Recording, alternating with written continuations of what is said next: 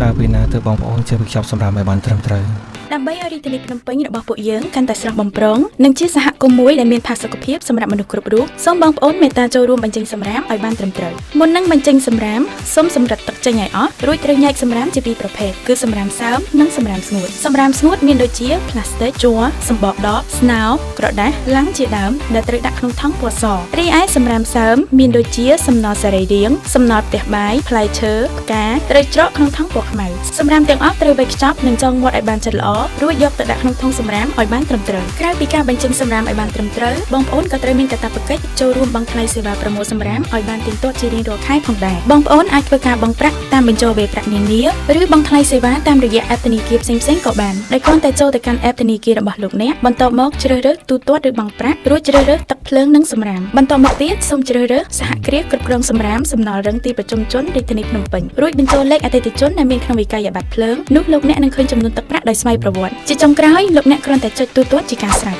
ការបញ្ចេញសម្រាមឲ្យបានត្រឹមត្រូវនិងការបង់ថ្លៃសេវាសម្រាមឲ្យបានទៀងទាត់ជាកាតព្វកិច្ចរបស់ពលរដ្ឋល្អក្នុងសង្គមសូមចូលរួមទាំងអស់គ្នាដើម្បីផ្ទះស្អាតសហគមន៍ស្អាតនិងរាជធានីភ្នំពេញកាន់តែស្រស់បំព្រងសម្រាប់ព័ត៌មានលម្អិតនៃការបង់ថ្លៃសេវាប្រមូលសម្រាមសូមតាក់ទងមកកាន់សហគ្រាសគ្រប់គ្រងសម្រាមសំណល់រឹងទីប្រជុំជនរាជធានីភ្នំពេញឬលេខទូរស័ព្ទ011